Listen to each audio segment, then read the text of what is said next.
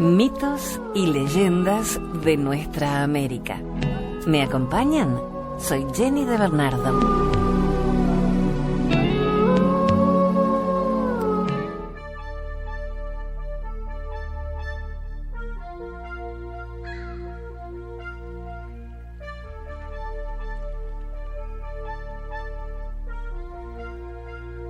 La Virgen del Valle.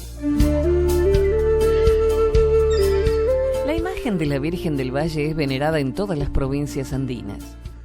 El día de su festividad, acuden al santuario del Valle millares de creyentes, muchos de los cuales han tenido que realizar un largo viaje para llegar allí.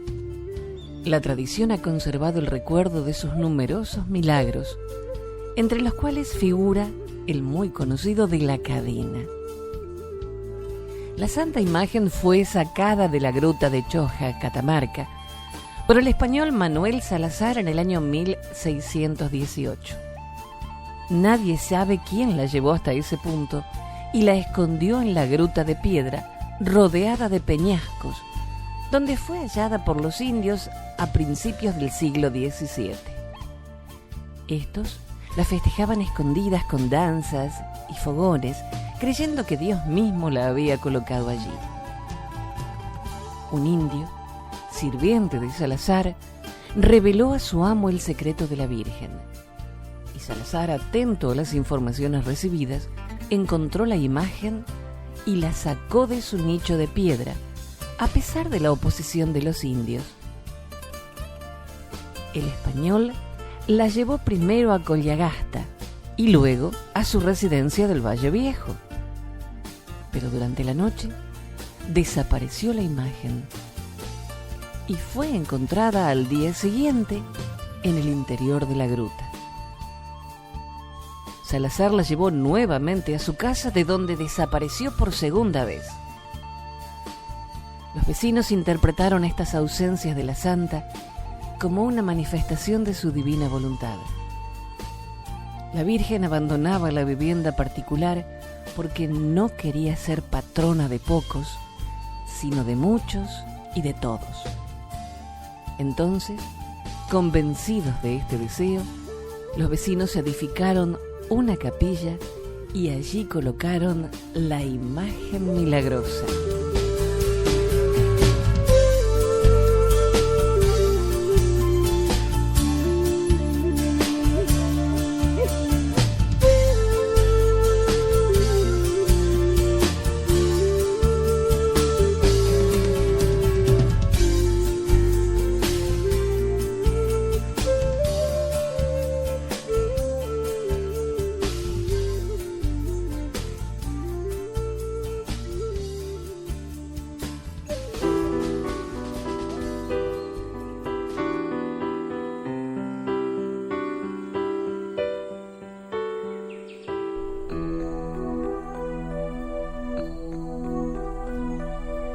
La flor del árbol de ceibo es la flor nacional uruguaya, hecho que comparte con Argentina. Autóctono de Uruguay, el árbol crece también en el territorio del norte argentino, sur de Brasil, Paraguay y Bolivia. El ceibo se encuentra en su forma silvestre en zonas húmedas, bañados, bordes de ríos y arroyos. Puede alcanzar los 20 metros de altura. Su follaje es perenne. Tiene floración desde principios de noviembre hasta finales de febrero. Sus flores son muy peculiares. Son rojas, tienen 5 pétalos. Los niños suelen hacer patitos con la flor del ceibo. Existen 2 tipos de ceibo. La flor nacional roja, que pertenece a la especie común o del plata. Asimismo, existe otra especie de ceibo con flor de color blanco que crece silvestre únicamente en territorio uruguayo. La madera del árbol de ceibo es liviana y blanda. Los indígenas la usaban para construir canoas por su flotabilidad, aunque en la actualidad ya no se utiliza. Es un árbol casi exclusivamente ornamental. Se halla en plazas y parques y es muy frecuente encontrarlo en los jardines de las escuelas públicas. Este es el origen del ceibo.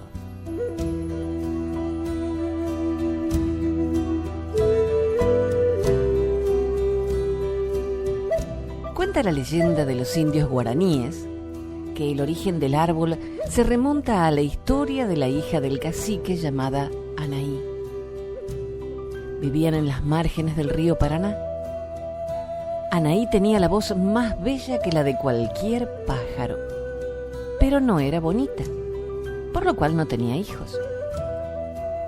Un día llegaron los españoles a la ribera del río. El cacique, seguido por su tribu, decidió atacar el campamento español y murió en el enfrentamiento. Anaí vigiló día y noche a quien dio muerte a su padre, hasta que pasado un tiempo encontró el momento oportuno para matarlo mientras hacía de centinela. Para darle muerte se aproximó demasiado y luego de disparar la flecha mortal fue apresada por otros españoles. Los españoles la torturaron y ataron a un árbol para darle muerte, prendiéndole fuego junto a él. En vez de gritos de dolor, se escucharon los cantos de Anaí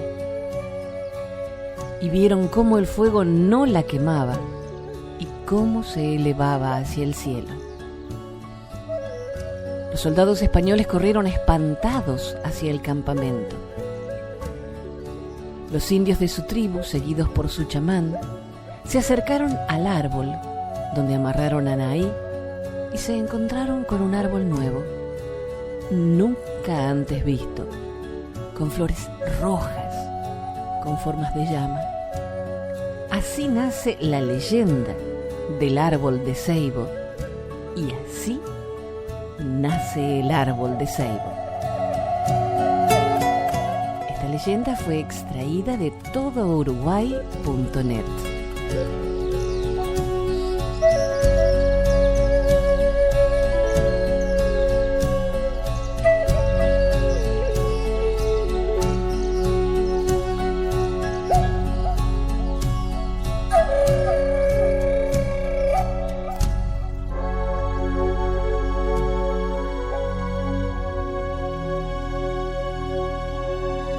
Desde El Salvador compartimos la leyenda de Chasca, la Virgen del Agua.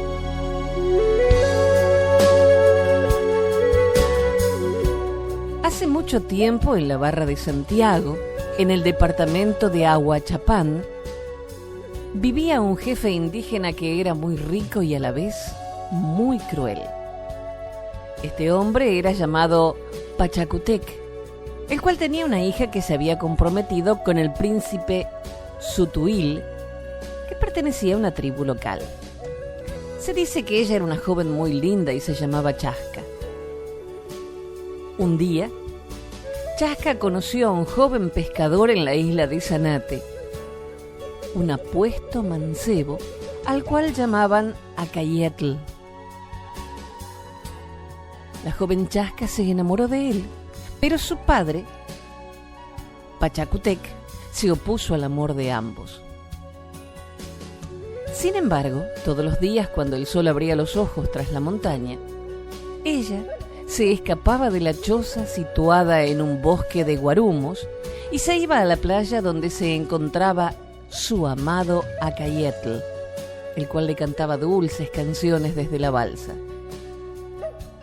Pero una mañana fue tan triste que la poza amaneció dorada por el sol y un viento frío que se arrastraba raspando los piñales vecinos. Tan triste, fría y solitaria, así estaba la poza. De pronto, una canoa apareció. Era el joven pescador Acayetl, que regresaba de la pesca. Corría y corría acercándose a la playa, cuando de pronto, entre los juncos de la orilla, un hombre oculto disparó una flecha.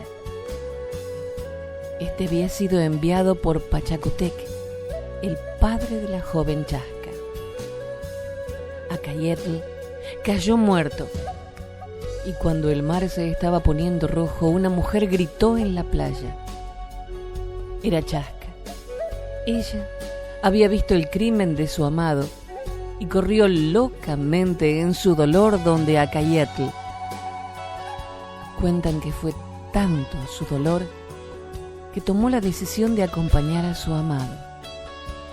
Y poco después volvió a ese mismo lugar con una piedra, se la ató a la cintura y se lanzó al agua. Y el mar tiró sus olas sobre el cuerpo de la joven india hasta que desapareció. También cuentan que el espíritu de Chasca apareció por primera vez con un lindo vestido de plumas en una canoa al lado de su amado Acayetl a la siguiente noche de luna llena. Y lo hace desde entonces en la Barra de Santiago. Por ello, a Chasca le conocen como la Virgen del Agua o la Diosa del Agua.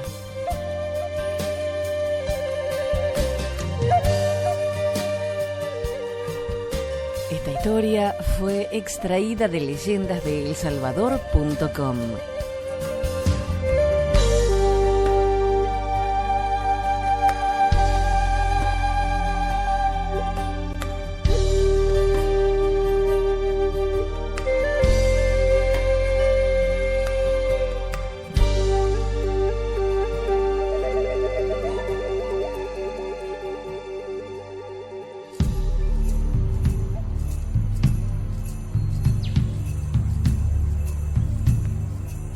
Hoy en día nos recreamos trayendo a nuestra memoria aquellos aconteceres que dominaron el espíritu humano para explicar toda suerte de fenómenos en el lejano pasado, desde las cosas más elementales hasta la existencia misma y su culminación con la muerte. Todo esto a través del mito y la leyenda. Este es el caso, por ejemplo, de las gemas y de algunas piedras preciosas que en el pasado no tenían explicación alguna de su génesis, por lo que los pueblos se acogían a la fantasía para satisfacer sus inquietudes. Así existen bellísimas leyendas sobre las esmeraldas, que son parte de la mitología universal. Cuando los hispanos irrumpieron en la meseta andina, propiamente en lo que hoy son los departamentos de Cundinamarca y Boyacá, se deslumbraron con las riquezas de los caciques nativos y quedaron extasiados con las esmeraldas que exhibían algunos de ellos. Su ambición no tuvo límites cuando supieron que en la región de los Musos gobernaba una hermosa cacica de nombre Furatena, cuyo trono estaba adornado con las más bellas esmeraldas, que tenía un bohío cuyo piso y paredes eran de esmeraldas, que en la región dominada por ella existían riquísimas minas de esta maravillosa gema. Esto es de la revista Diners de enero de 1989, y de allí extraemos la leyenda de la infiel Furatena.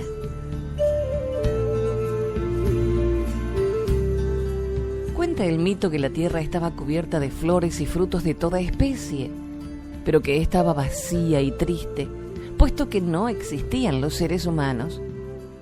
El dios Are, que regía los destinos de la tierra, se percató de la lobreguez de esta por no tener seres humanos que la alegraran, y decidió crear una especie que la poblase. De la orilla de un caudaloso río tomó 2 largos juncos, y con el soplo divino los convirtió a uno en hombre y en mujer al otro. Los llamó respectivamente Fura, macho, y Tena, hembra. Al darles vida, les encomendó reproducirse y poblar la tierra. Ellos serían felices y no conocerían ni el dolor ni la muerte, y sí, dichas sin límites. Desde luego, esto tendría una condición: que fuesen mutuamente fieles, pero a cualquiera que traicionase al otro con el adulterio, le sobrevendrían todos los males. Luego de formular esta exigencia, Are desapareció en los confines cósmicos rumbo a su morada celestial. La vida de Fura y Tena transcurría bucólica, feliz. Sin embargo, un día apareció un joven y se encontró con la bella cacica Tena, a quien le comunicó la razón de su presencia en esos contornos. Al cabo de mucho insistir el gallardo joven, la cacica accedió a ayudarlo en sus pesquisas. Así pasó el tiempo, hasta que el joven y Tena se enamoraron locamente el uno del otro, y ese amor se consumó. Pero el tiempo no pasaba inútilmente. Tena comenzó a sentir remordimiento, y fue entonces cuando decidió retornar donde su abandonado esposo Fura. Desde el mismo instante en que éste vio a su esposa, adivinó todo lo ocurrido. Su mujer le había sido infiel. Las arrugas y el marchitamiento de la cara de Tena y de su cuerpo no dejaban duda alguna de que ella había violado el mandato del dios Are. Su inmediata reacción fue la de quitarse la vida, lo que hizo abriéndose el pecho. Su mujer desesperada lo tomó en sus brazos y según la costumbre lo colocó sobre sus rodillas. Así debía permanecer durante 8 días, sin que en momento alguno lo desamparase. La envejecida Tena, llena de remordimiento, lloraba incansable. Y por voluntad de Are, esas lágrimas iban tornándose en hermosas esmeraldas al ser besadas por el sol.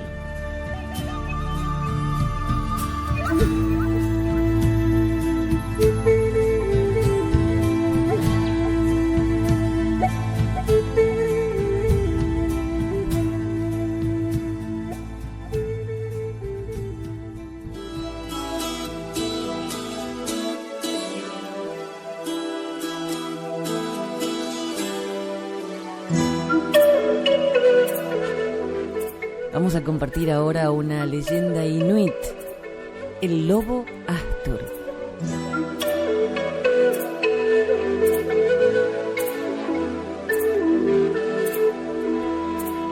En el principio de los tiempos, Kaila era el dios del cielo, por encima de los inmensos bosques y llanuras heladas. Creó al hombre y a la mujer. Completamente solos y libres, el hombre y la mujer observaron el mundo a su alrededor. La mujer le pidió a Kaila que poblara la tierra. Kaila le dijo a la mujer que hiciese un agujero en el hielo y que sacase del agujero a todos los animales, el último de los cuales fue el caribú. El caribú será tu mejor regalo. Él te alimentará a ti y a tu familia. Gracias a sus pieles confeccionarán ropa y tienda para abrigarse, le dijo Kaila a la mujer. La mujer ordenó al caribú que se multiplicara y habitase los inmensos bosques y llanuras heladas. Así fue. Los caribús se multiplicaron y los hijos de la mujer también. Los hijos de la mujer cazaban siempre a los caribús fuertes y gordos. No deseaban los caribús débiles, porque estos no tenían buena carne ni tampoco sus pieles eran buenas. Así fueron desapareciendo los caribús fuertes y sanos, aumentando el número de débiles y enfermos. Viendo que sus hijos empezaban a pasar hambre, la mujer se puso a llorar. Kaila, desde el cielo, vio sus lágrimas. Te di el mejor de los regalos y lo malgastaste. Pero como mi generosidad es grande, intentaré ayudarte, dijo Kaila a la mujer. Kaila habló con Amarok, el espíritu de los lobos, que vivía cerca de él en el cielo. Le pidió que enviase lobos a la tierra para que estos se comieran a los caribús débiles y enfermos. Desde lo alto de la colina, los hombres observaban a los lobos. Después de reunirse en el bosque, la manada de lobos se dirigió sin ruido hacia los caribús que rumiaban tranquilamente. Al ver a los caribús se agruparon, formando un círculo protector alrededor de los animales débiles y jóvenes. Los lobos se lanzaron para romper el círculo formado por los caribús y alejar a los más fuertes. Desde aquel día, el espíritu de Amarok reina en el Gran Norte. Los inuit dejan cazar tranquilos a los lobos porque saben que el caribú nutre al lobo, pero el lobo mantiene la buena salud de los caribús.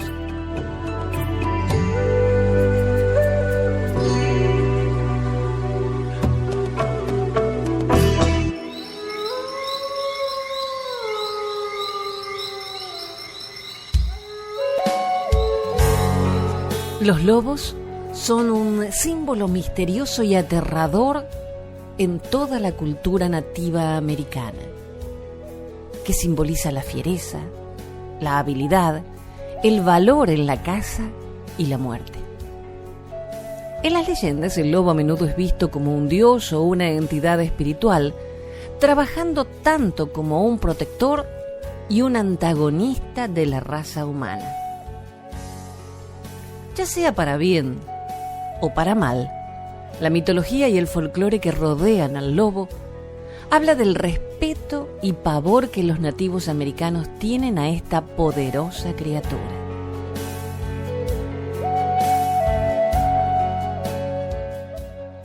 Según la leyenda, un lobo acompañó el antepasado de la tribu Blackfoot, un hombre llamado Napioa.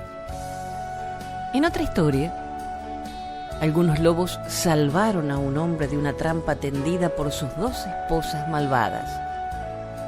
Después de llevarlo de nuevo a vivir con su manada, un viejo lobo en una cueva usa la magia para transformar al hombre en un hombre lobo. Al tiempo que mantiene el cuerpo de un ser humano normal, sus manos y pies se volvieron como garras de lobo. Los Pawnee veneraron el lobo como símbolo de habilidades, astucia, engaño y la caza.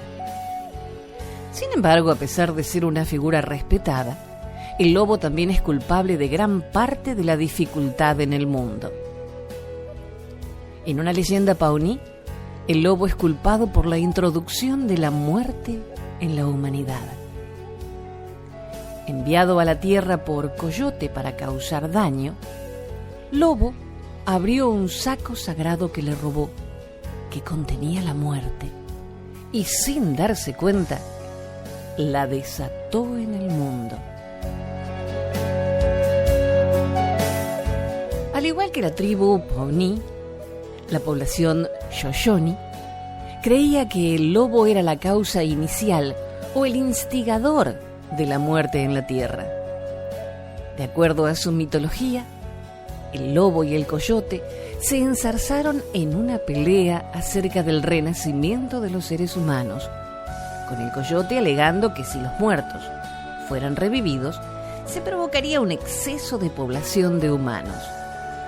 Lobo estuvo de acuerdo con Coyote y causó la muerte del primer ser humano, que era el hijo de Coyote. Coyote le rogó a Lobo que reviviera a su hijo, pero Lobo le recordó a Coyote que él había sido el que inicialmente se mostró a favor de la muerte.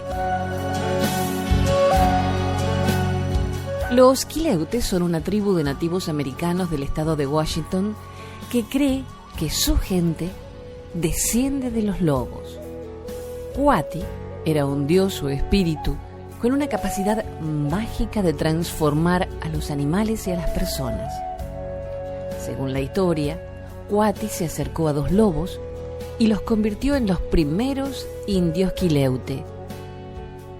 Coati instruyó a los 2 nuevos seres humanos en las tradiciones que su tribu debía practicar y se convirtió en el protector espiritual del pueblo Quileute.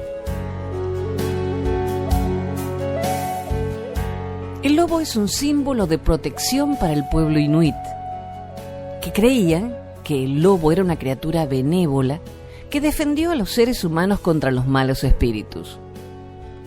Una leyenda inuit habla de la mujer, Kisarotsiak, que se transformó en un lobo después de años de vivir y pescar por su cuenta. Otros cuentos hablan de Ijiraat, o cambiante de formas, que se transforma en una gran variedad de animales, entre ellos los lobos, con el fin de engañar y matar a los viajeros solitarios.